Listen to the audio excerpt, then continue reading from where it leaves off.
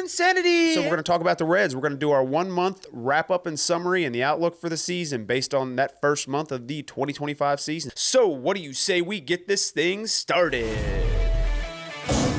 Let's talk about the Reds. We're almost, I believe we're 1 month in by now because they started in late March. So this might be a good time to reflect upon month number 1 in the season and see how we feel they're measuring up.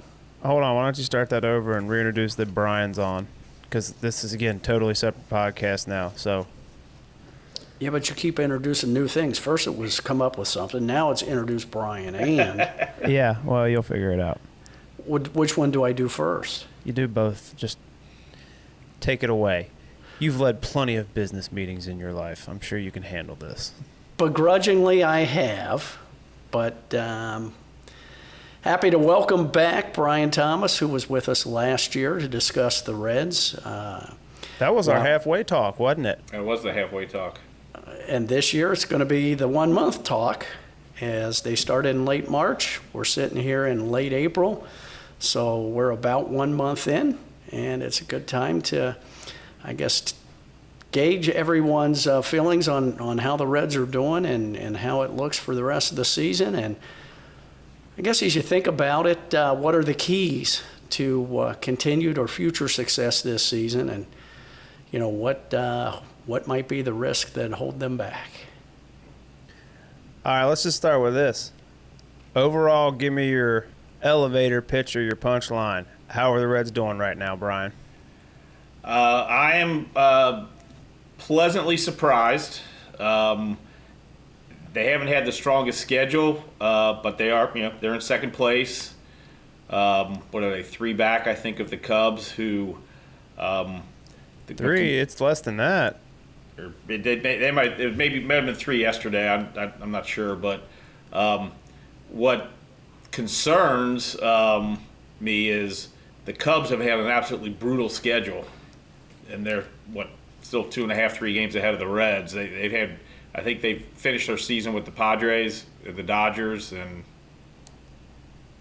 maybe the Giants. So the Reds are one Reds game are behind. 1 game out. Oh, there's 1 game out now? Okay. Yep. And yes, so April 14th through the 16th, they played the Padres. Then the 22nd and 23rd, they played the Dodgers. And then their last 3 games were against the Phillies. And the Cubs opened against the Dodgers over in Japan. They've played a series the 11th through the 13th against the Dodgers. So they've played the Dodgers and the Padres twice in the month of April. Yeah, so I think they're done with them for the year. But you're right, that's a brutal schedule. That division's tough, dude. So, everyone said I think the Cubs were the team to beat, and it kind of seems that way. But I'm very happy with the Reds' offense. Amazingly, with the way they looked early, first half of the month, and they didn't really tear the cover off in spring training.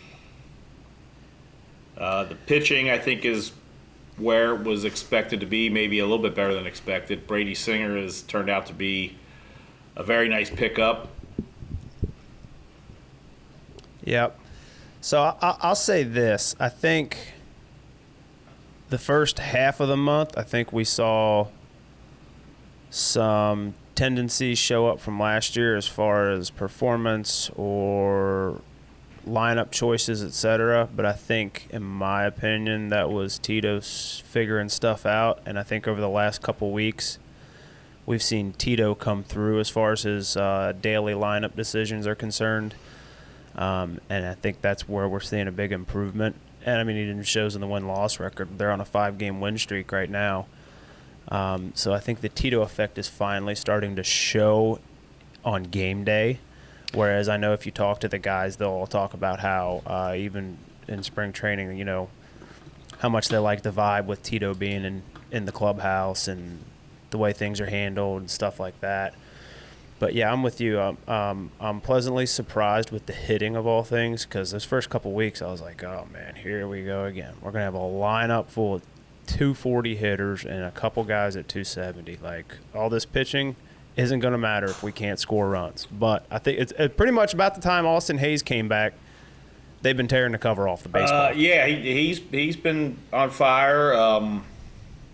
Marte has been a pleasant surprise. I think he's got his head hopefully screwed on straight after having spent a few weeks in the minors and bouncing back and forth once or twice. Well, if that doesn't sober you up, nothing will. Right. Yeah. Well, my opinion of last year when he came back, he should have never seen the major leagues. They should have parked him in AAA the rest of the season. I think that's the difference between Bell and Tito. Yep. Yeah. Bell's more of a player's manager, doesn't want to hurt their feelings.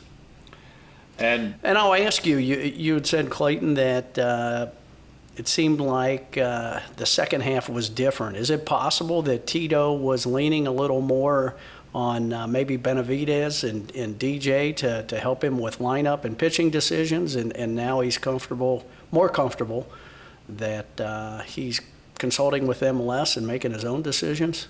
I think that's part of it. I think the other part of it is you got guys like Candelario. Look how much he's making. And this isn't me trying to rag on the guy. I'm just speaking to a specific circumstance that doesn't apply to just him on this team, except for the money factor. Look how much he's making. For a small market club like the Reds, to bench a guy like Candelario is no small deal, right? The guy's a veteran. He's making a bunch of money. He deserved his fair crack at it the first couple weeks, and then I think due to lack of performance, now you're seeing, okay, well, look at all these guys that are hitting and doing well. We can't just keep him in the lineup. So I think part of it is he was leaning on the other coaches. I think the other part of it is, okay, the team's paying this guy a bunch of money. He's the vet. These guys are vets. We're going to play them first, and we're going to see how this shakes out. And it started to shake out, and now you're seeing the top performers getting the playing time, which is how it should be. Just like any other job. You get hired and playing time based on merit. Well, I do think to your point, I think it makes a difference when decisions are made, like the decision with Candelario to, maybe sit him down for a series of games, not just a game to give him a rest, but it's not that you're hitting. We don't even like the way you're approaching the pitch, and we don't like your swing. Yeah. I mean, hitting the baseball is hard, dude. So when your numbers aren't showing good, or when you don't have good numbers, I mean, it's not just one thing. It's everything top to bottom with your approach to the plate, your swing. I mean, dude's uptight at the plate. Anyone's going to be uptight at the plate when. Yeah. Well, the word was, I guess, whatever. Maybe yesterday after the Baltimore series, supposedly Francona had a conversation with him to, in essence, I think, inform him that, hey, you're not going to be getting the playing time that you've become accustomed to. You earn it. You've got to earn it back, exactly. And this is not an entitlement program. Well, you got another guy in Matt McLean who has serious potential to be like a career 280 to 300 hitter. From where I sit, I think he got a taste of some home runs, and maybe that's affecting his approach at the plate. But he's kind of in the same boat as Candelario. He got benched a game or two, kind of give him a chance to get the reset button. But it's hard to go send guys out there that, hey, we know you can perform, but you're not performing right now. You can't send them out there based on that when you guys got guys like Lux hitting 300-something, Hayes hitting 300-something, Steers finally feeling comfortable playing the field. He's been hitting a lot better since he's been playing the field. You got two catchers that are absolutely torching the ball, which is unheard of. I mean, you got Stevenson knocking on the door to come back. Yeah, I mean, they could literally put three catchers in that batting lineup, and those guys would perform right now. I agree with everything you said. I think one glaring difference when you talk about Candelario and you talk about McLean is defense.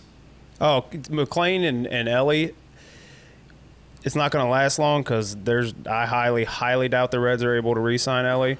But you better enjoy it while it lasts watching those two up the middle because it's something special, buddy. We've got him till 2029, I think, before he can become a free agent. Whereas when I watch Candelario, sometimes I feel like I'm watching Scott Rowland all over again at the end of his career with the Reds.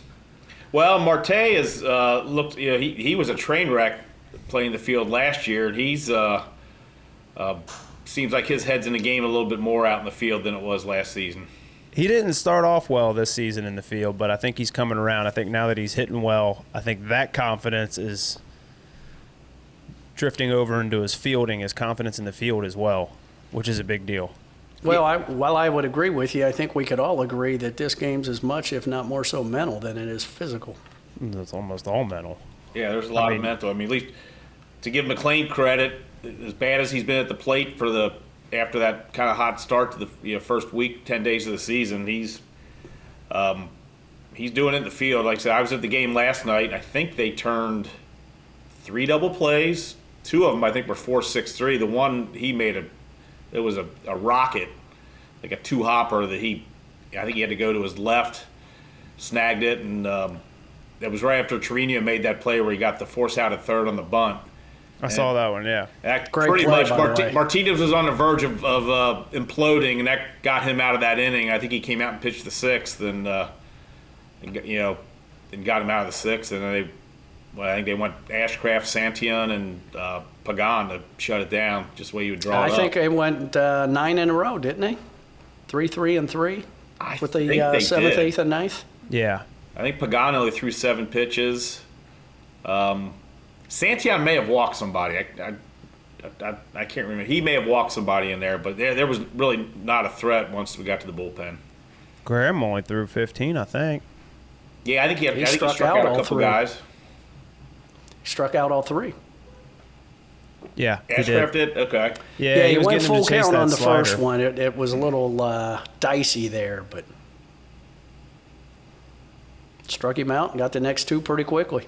So where do we put and maybe it's going to take care of itself in the short term. If I feel like the Candyman's going to go on the DL, but you got Stevenson knocking on the door to come back, who needs a roster spot. I think we kind of got to it. You got to keep the 3 catchers. I mean, Wins has done nothing unless it becomes a numbers game. But I don't know how you take Trevino out from as good as the pitchers have been. His offense is a complete bonus. I mean, he's there for his defense. And I don't know. That's hard, man. That's hard, but I think it's the same with starting pitching. You've got a lot of decisions that are eventually going to have to be made unless you have people continually get hurt, because you've got right now, you have Stevenson and CES on the IL. So in theory, Stevenson comes back. Who's out? Okay, you put Candelario on IL possibly. I don't know. I don't know his situation exactly. But you still have 2 guys that eventually are going to come back, and you're going to have to make a decision of who's out. Yeah, And I can that's tell gonna be you. tough. I can tell you right now, if management, upper level management, the front office does what they usually do, they'll keep Wynn up enough as long as his batting numbers are that high, and I bet you $1 to donuts he gets traded at the deadline or just before it. he wins. Yep. That's not all bad because they signed Trevino. I don't disagree. Didn't they? Yeah. They signed him to what? Extension. 2 years. Was it 2 years? So this year or next, or Correct. Yep. Originally, it was a 1-year deal, and then they extended. I sometime knew they thereafter extended him at signed the him end to of a spring second training. year. Yep.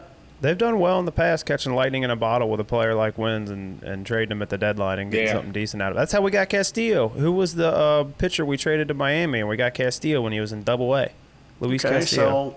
so here's a question for you. Eventually, Lauder's going to be back. What do you do with him? You're not going to put him in the bullpen. I know so my you only answer. have one of 2 choices. Anyone? I'm waiting on Brian. I know my yeah, answer. I mean, I would. How far away is he? He's still probably a month out. Yeah, I would say that he's still a month out from what they're saying. I think he's pitching 2 innings in a complex game, which does not count as service time or as Rehab far or as what- him being on the. I think in a week or IL is so, concerned. if he does well in the complex games in a week or 10 days, he might Start a be in rehab one of the assignment. minor league Yeah. teams doing Yeah, rehab. and I feel like they have him go to AAA and depending if there's not really room, they'll probably maximize what he can do on a rehab basis. I would think to buy themselves some time, assuming everything's kind of where it is right now. Now Martinez showed some life last night, but he has not been overly effective. Does he take Martinez's spot and put Martinez into that long relief role? If Tito makes the decision based on how he's made the decision with the batting lineup and the hitters, Martinez will go to the pen and Lauder will be a starter. Not that I got anything against Martinez, but last night was the best game he's pitched all year. Mm-hmm. Prior to that, his ERA was 6. He even said it himself. He couldn't make it through the third time in the lineup. Well, have you seen that they showed the batting average first, second, and third time through the lineup? Did you see that last night? Oh, and the third time through the lineup, it's through the roof. Yeah. That's not unique around the game, but may not be unique. But if I remember Tito talking about pitching in spring training, he wanted his starters to go longer than they have historically with the Reds. And he's been stretching them out. I mean, Ladola went into got through 7 Sunday. Yep. Green's been into the 7th, maybe half of his starts. But with that being said, the starts you're talking about, it's not like they were giving up 4 and 5 runs. It was like 0 to 2 runs at most. I don't know. He did Tito's done something. Those starting pitchers, I mean, we always knew they had the talent, but they're performing better. Yeah, I'll say. I mean, I know you guys are both out of town, so I listen to the pregame and some of the spring training games and some of the games here that were in the regular season. He has that 5 or 10 minute conversation with Tommy Thrall, and during spring training, I mean, I was ready to run through a wall after hearing him talk. I mean, it was night and day compared to David Bell. I mean, he sounds like even in spring training, he's got a plan. And Bell was just very wishy-washy and just didn't, he's generally positive, but you could tell he's got a plan when he's talking. Well, and let's be fair to Bell. I mean, it's no different than the business world. You have Tito, who's a future Hall of Famer, as coaches go. Yep. And wasn't looking for a job when he took this one. Bell, on the other hand, if I'm not mistaken, that was his first job as a manager of a major league team. And, at the end of the day, I'm guessing he'll tell you he learned some things. There are some things he probably would do differently, whether he'd admit it or not. But that's just the difference of being the first-time guy versus a future Hall of Famer that wasn't looking for a job. Tito can tell him to pound salt. This is what I'm doing. Yep. What's the front office going to do about it? They're the one that came and begged him to coach this team. Well, he's got the cards. Maybe that's the Tito effect. I mean, some of the stuff they were talking about today. I guess as of the end of last night's game, the Reds are number 1 in defensive efficiency, which I think is defined as balls put in play that result in an out. They're like right at 75%, which is first. Last year, I think they were actually 14th, which is a bit of a surprise because their defense, I didn't think was that great last year. So they were middle of the pack, and middle of the pack last year was about 70%. Well, I think they'll be much better.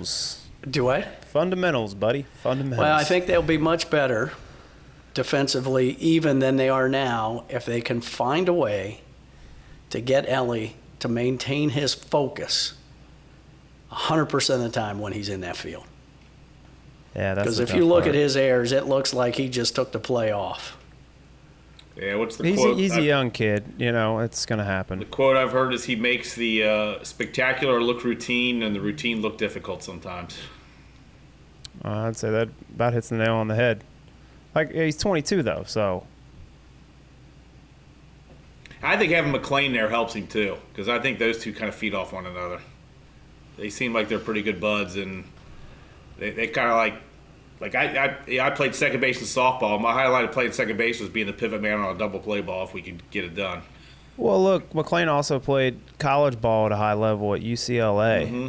So he's been around it a bit longer than Ellie. Ellie's 22, superstar talent. He's still a kid compared to McLean. So even though McLean's service time doesn't scream veteran, his mind mentally is much more in a veteran space than Ellie's is. Because when you talk about California or SEC colleges for baseball, I mean, that's the real deal. There's a lot of pro players that come out of those schools. For sure.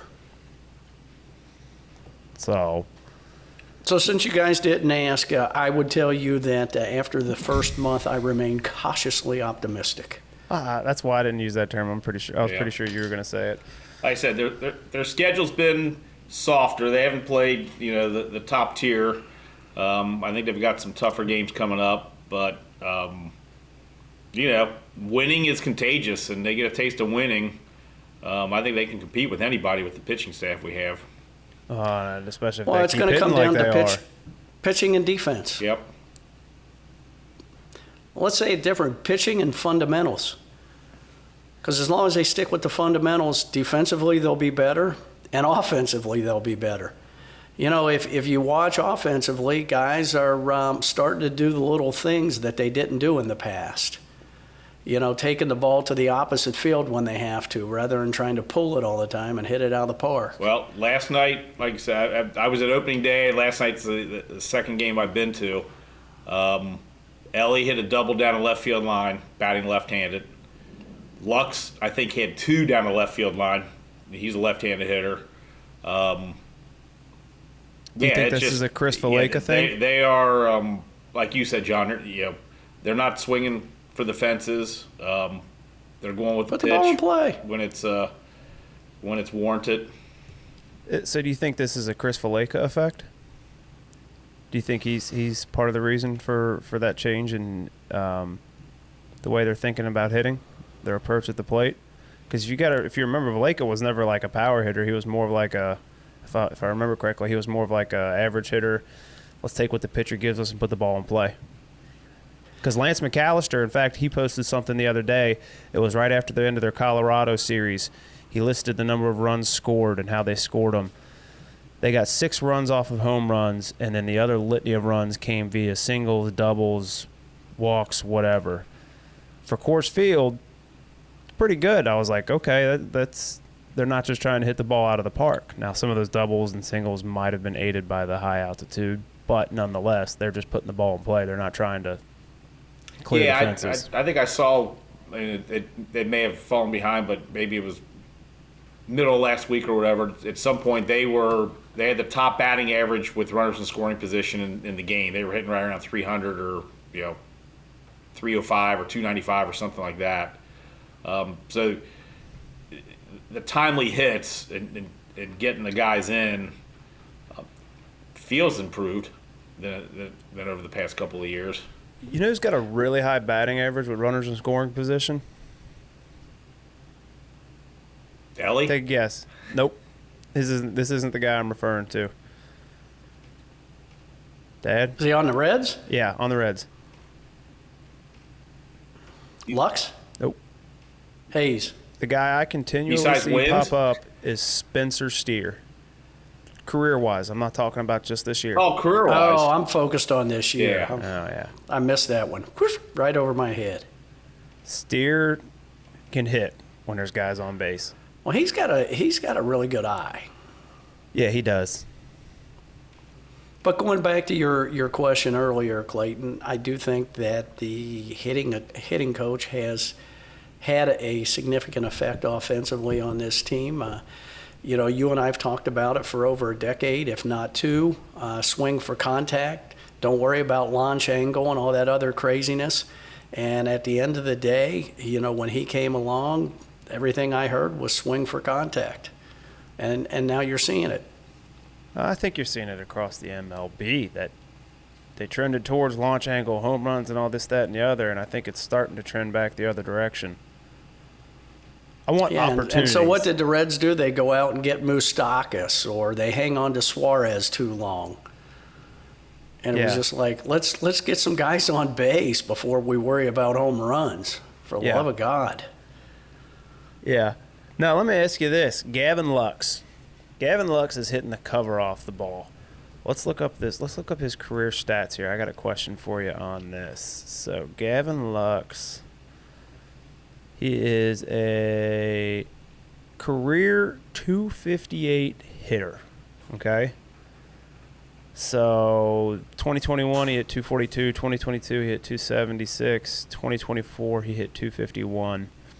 Those were all playing over 100 games. What do you think is changed for him that now all of a sudden he's hitting the cover off the baseball? Do you think it's the pressure of being in LA? Do you think it's getting platooned in LA because they had so much superstar talent all over the field that he got platooned and didn't have consistent opportunities? Because that's a big thing for me, is not constantly platooning guys and always playing the lefty versus righty matchup or righty versus lefty matchup. Like, consistency is key in baseball when it comes to hitting.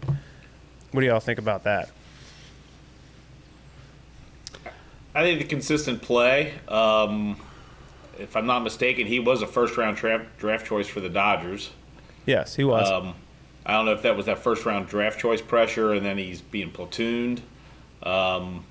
He does seem we talked about Steer having a pretty good eye at the plate. He's got a pretty good eye at the plate. He seems like he gives you a pretty solid at bat every time he's up there. Sees a lot of pitches. Well, the other broadcast guys were talking about it the other day. They're like, man, every time Lux comes to the plate and you're a pitcher, you're thinking, oh, my gosh, not this guy again. I mean, because he's literally one at bat. He can change the outcome of your entire night as a starting pitcher. You going to go 5 innings or you going to go 7? Because he will run you 8, 9, 10 pitches every at bat. And I would say, to answer your question, it is the change of scenery, which includes most of the things you mentioned. First of all, you're now playing for a team that has made a statement that you're going to play every day. Might not be the same position every day, but you're going to be in the lineup every day, except when you need rest.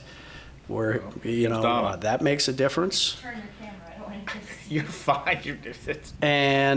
We already And furthermore, you're in a smaller market, so there's not quite the same pressure in a smaller market that there is in a Los Angeles or New York. Well, think about it like this. Yeah, he's a first-round draft pick, so he's confident, right? But you're in a clubhouse like the Dodgers, and you got Mookie Betts, Freddie Freeman, Ohtani. I mean, you're talking about a lot of heavy hitters, dude. So whether you want to admit it or not, or whether you know it or not, I'll bet that affects guys more than they realize. And he's from the Milwaukee area, which I found out when they were playing up the Brewers. So he's from Wisconsin. So he's a Midwestern guy. I don't know if that being thrust into the West Coast and all that. I mean, he didn't perform poorly out in L.A. He just, when they're bringing in these high-priced free agents and that, he had a hard time finding, getting. Maybe he didn't get the opportunity that you would normally give a first-round draft choice because they're just so talent-heavy and veteran-heavy. He's also was a first-round draft choice out of high school, it looks like. I think that plays an effect, too. Again, back to the Matt McLean versus Ellie mindset in the field. Yeah. Yeah. But he's been a great addition. I mean, he and Hayes both have been a significant addition to the team this year. Yeah. And Trevino. Hayes has to stay healthy, and because was his hamstring or something flaring up? Is that what they said it was, John? Yeah, on the sprint from first to home last night. I guess his I tell you who else scored from first it. last night. I think Lux did also, and he looked a little like he was bouncing around a little gingerly after making that first to home run too. So they all can't run like Ellie. No, he might have to stretch a little bit. They actually said based on the distance, Dunn can be faster than Ellie.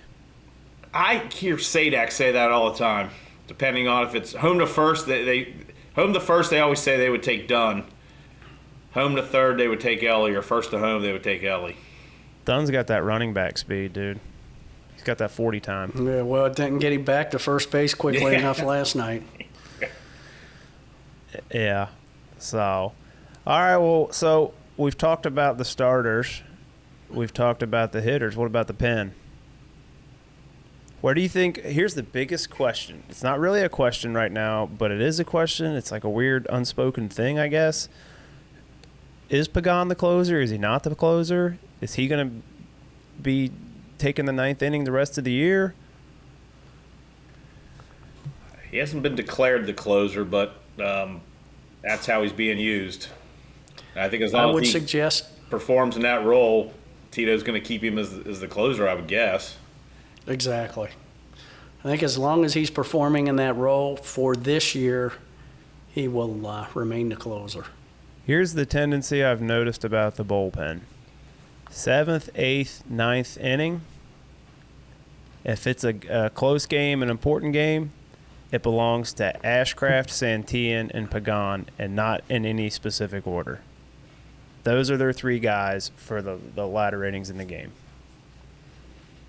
That's what it seems like, but I think they might be getting into a pattern where Ashcraft did the 7th, Santillan did the 8th, and Pagan came in for the 9th last night. Because I feel like Santillan's been in the 8th. He seems to be the primary 8th inning guy. They could run into a problem with him, though, because his use is pretty high right now based on league average and how many innings he's pitched. I'm not saying it will. He's a reliever. It shouldn't kill him, and he's a big dude, so I'd like to think his body can stand up to it, but still. And then everyone else is just kind of a mix in between. So if they bring Lauder back as a starter and Martinez goes to the pen, who gets sent down? They'll put somebody else on IR. Probably. Well, that's usually their that's first the move. easy solution. Yeah, that's their first usually move. it. Well, now keep in mind, though, you have Jabot and Maul. Yep. Both of them are right now on the injured list and looking for an opportunity to get back when they can. Maul's one of their three lefties. They got Maul, Rogers, and Suter. Yeah. I think the way that works sometimes is they go up to a guy, hey, you got anything that just doesn't feel necessarily 100%? When they say no, they're like, all right, come over here and stub your toe on this desk. We need to put you on IR.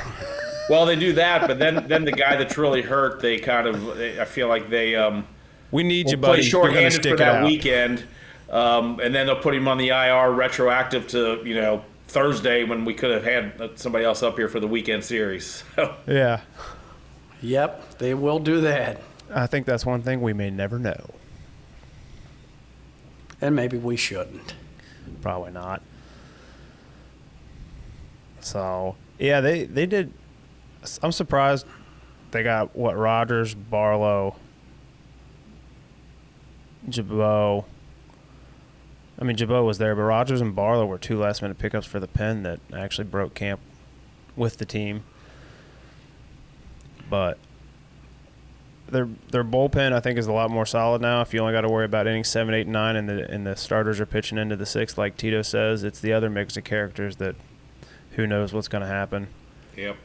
And that's the other thing. If the starting pitching is going like that and Lauder does come back, if Martinez is a long reliever, does he take one of those innings from Santillan or Ashcraft, the 7th or the 8th, or is he strictly, hey, our starter got his tail kicked today, you're mid-relief for 3 or 4 innings? I can't remember. I feel like he's been more of that 2 to 3 inning reliever than when he comes in. I don't think he's ever been a 1 inning guy, has he? In his career? I think it's more 2 to 3. Yeah. Which, and you're going to have injuries and things.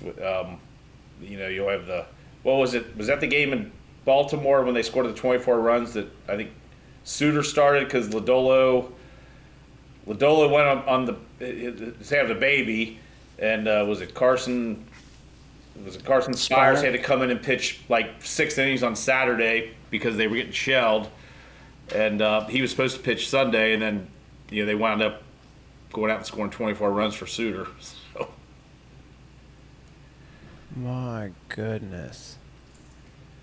All right, so 1, 2. I'm going to ask you guys a question. I'm looking at stats here. Well, let's make this interesting, boys. Kind of like little trivia. 1, 2, 3, 4. I hate trivia night at the pub. 5, 6. I refuse 7, to go. 8. All right. This includes having Trevino and Wins as catcher and DH. How many players, if the Reds were to do it, how many players in the 9-man lineup could the Reds put out there tomorrow and have all guys in that lineup hitting 270 or better?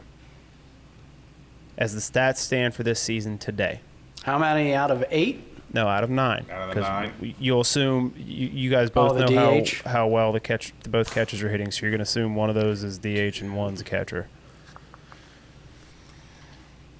I want to say at least 6 because there's.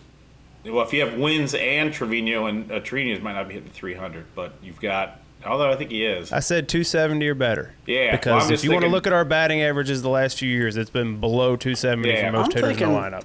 it's about 6. 6 to 5 or 7. 6. 8. Well, because Mitchell was at the game with me last night, and the comment I made, because I think Hayes was 4th, Marte 5th, and Lux 6th. Or I might have that. I forgot Marte. Jacked up. Yeah, maybe I had.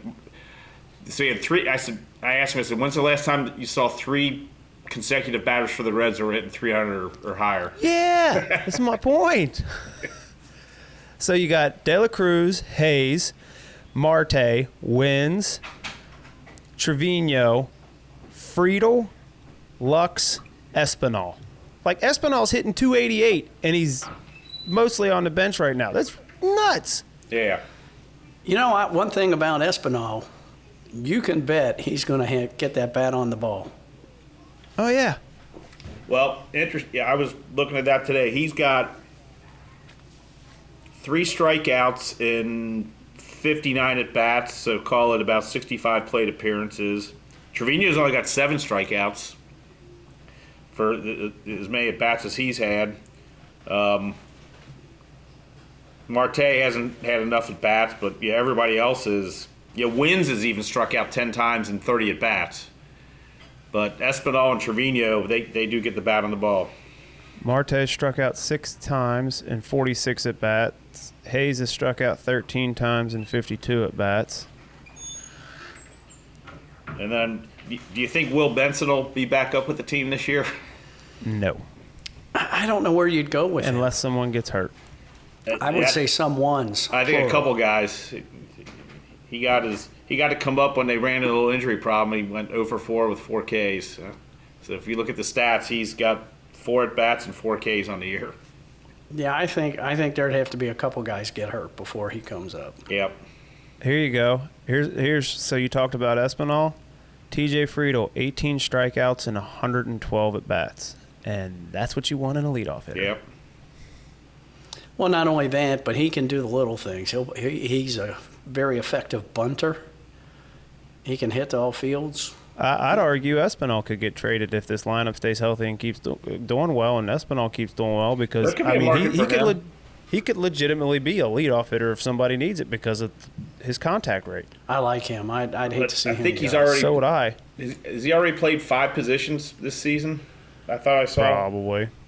Or he's been working out at first. Is he logged any time at first? He was. I'm not sure. I did talk about that, though. Here's an interesting thought for you. So the guys we put at first base, you got what? Let's put CES to the side because I don't know how tall he is. You got Steer, you got Candelario. Who else did they put it? Those are pretty much the 2 they put at first. Stevenson's played a little bit of first, hasn't he? When he's did he play some first last year? Yeah, but for this year, you got Candelario and Steer a lot of times at first base. Those guys are not tall for first baseman. No. So Nope. think about how that leads, how that affects your defense. I mean, Steer's 5'9". Your typical first baseman, the average height's like 6'2" or 6'4". Yeah, that guy playing for the. Did you watch any of the games this weekend? That guy playing first for the Rockies was a giant. Yes. Especially if he. I think he walked once, and he standing next to Steer, he made Steer look like a midget.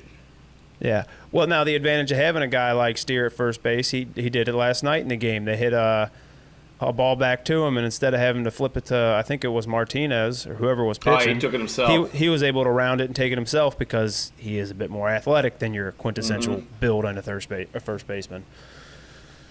Yeah, there are trade-offs there. But I think those are the best options they have at this juncture. Well, we talked about CES. I mean, he may, when he's healthy, they may park him in AAA for a little bit. I'm not sure where you, I don't know where you pencil him in at this point. Again, it's a good problem to have. And he's young. You want him to get at bats. I'll be interested to see how long this lasts, to be honest with you, the hitting. Yeah. I mean, there's some guys that, Lux, to quote John, he likes looking at the back of the baseball card. So, I do enjoy the back of the card. And I would say that, some of those guys will cool off. But hopefully at that point, guys like McLean will start getting hot. That's how it's supposed to work. I think Lux is a unique case and Hayes is a unique case. I think Lux could start to cool off, but I think the back of the card would say 250. I think he's got a legitimate shot at being a 270, 280 hitter, like seeing what he's done with the change of scenery. And then Hayes, you got to remember, he was an all-star 2 years ago. Last year, his numbers weren't great because he went down with that kidney infection. Yeah, that was a lost season. So he was showing promise before that, obviously.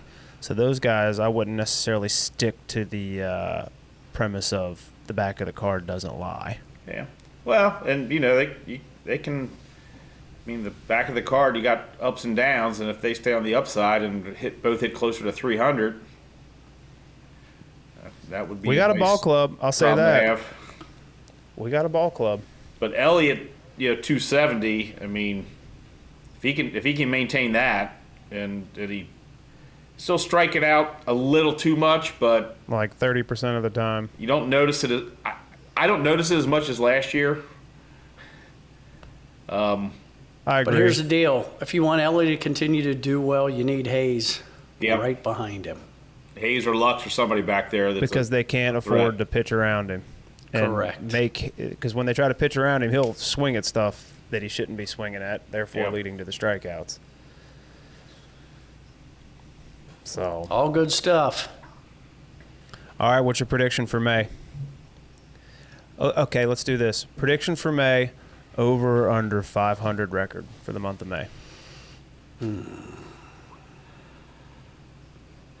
I'm going to say over because I'll be optimistic. I'm not sure what the schedule looks like. You want me to tell you?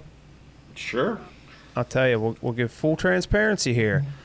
All right, we've got the Cardinals, the Nationals, the Braves for 4 games, the Astros, the White Sox, the Guardians, the Pirates, the Cubs twice, and the Royals. Cubs as in 2 series. And I think the Royals are decent. Braves are decent. Not this year for the Braves. Are they? Aren't. Well, they got off to a bad start. I haven't paid attention. I know they were like 0-8. I don't know if they've gotten it together or not. I'm going with over 500. I think over 500. The Cubs will be tough. I think the Royals are decent. Guardians are okay. I'm going to go Hey, here's the bottom line. We're not playing the Brewers. I was just about to say, I'm going to say over 500, but if it was the Brewers twice in the month of May, I'd go with under because for some reason the Brewers have our number. That's the truth. They own space in our head. I don't even know you can say that at this point. It's just some weird phenomenon. Because I don't know that these guys even necessarily look at it like that. Well, it continues to hold true. Yep, they've got our number. Man, the Pirates. What an organization to play for, the Pittsburgh Pirates. You got Paul Skeens, and you're still abysmal most nights. Yeah. It could be worse. You could be playing for the Cleveland Browns in football. In other words, playing with Shedeur Sanders in football. And they just signed that, was it Deontay Johnson, that receiver that was with like 4 teams last year? The headache? Yeah. The headache, yeah, they signed him. Goodness Man, they're going to need detention for him. I think that everyone said it's a conspiracy against Shedeur. It's like, no, everyone saw all the antics off the field, and they said, nah, this is the NFL. We want nothing to do with it. Yeah. I'm going to tell you, if I'm going to invest that much in a team, I make the rules, you don't. Yep. Well, all right. While we're here, what'd you think about the Bengals draft? Feeling a little bit better about it as I hear some more talk. There's some more positives. That they're hitting some guests on some of the local sports talks that they didn't. I don't know if they reached, but I think they've got some guys that can start. I mean, my biggest frustration is when you're drafting number 17 or somewhere in there. That guy needs to start on day one. I'm tired of them drafting a project in that spot. And that's what they did. Yep. Now, maybe I think they're putting a lot of faith in Al Golden, because for some reason Lou didn't seem to want to play the young guys, didn't trust them. Well, I am glad you are optimistic because I am not as optimistic as you project. Yeah, well, look at the bright side. We got T and Chase and Burrow. We just got to get Zach Taylor to figure out how to pick a game plan and stick with it, because he's got a knack for finding a way to get to the end of the game if they're down big and coming back or whatever, and then they get to overtime and he goes away from what got him there. Yeah. Got him into overtime. It's like, dude, just stick with your guns. You know what? I agree with everything you said, but I think it's easier than that. I think with Zach Taylor, he is the embodiment of the definition of insanity. You do the same thing over and over, the same way, every preseason, and you expect a different outcome in the first 4 games. And yet, what did they do? The only thing he needs to do is maybe play his players a little more in the preseason, get them some reps, and they might be ready for those first couple games. They might have their timing down. They might know who to block and when. But unfortunately, that's not what he does. And at the end of the day, if I were ownership, I'd say you do the same thing this preseason and you lose the first 2 games, don't come back for the third. Yeah, but we're Cincinnati sports fans, buddy. We don't have that luxury of having owners that look at things like that. We don't like to eat contracts. Yeah. Wow. I would his in a heartbeat. Yeah. The funny thing is we don't pay him that well. Tito's the first one probably that got paid market value or close to it. Yeah, but Tito can't even keep his water on. Well, there is that. At least we know he's concentrated on baseball and not things outside of his job. For the love of God. All right, Brian. Well, thank you for your time tonight, man. That was fun. All right. Yeah, we it were was going to do a fun. little talk while they were playing, but obviously that ain't happening given the postponement of the game. Yeah, so we're we going to on have the to try that background, soon. so I guess they called it. Yeah, we just had a storm come through. I guess there must be some more weather on the way. Well, maybe. So did they call the game or is it still postponed? I think it's canceled. I think for tonight. It's canceled. It's postponed. Yeah, we'll Yeah. have to try that here in the next couple weeks. That'll be fun. So I wonder what. Yeah. Well, it's the Cardinals. Wonder what they'll do because they have a businessman special Thursday. I wonder if they'll play a doubleheader Thursday or just make it up later in the season. I'd say later in the season because Probably. they got to get them out of town. It depends where the Cardinals have to go. Yeah, Yep. but they'll be back in town 2 more times. Yep. All right, boys. Well, you enjoy your evening. You too. Good luck in the Derby. Yep. Good luck to all of us. That's right. All right. See you guys. See ya. Cheers.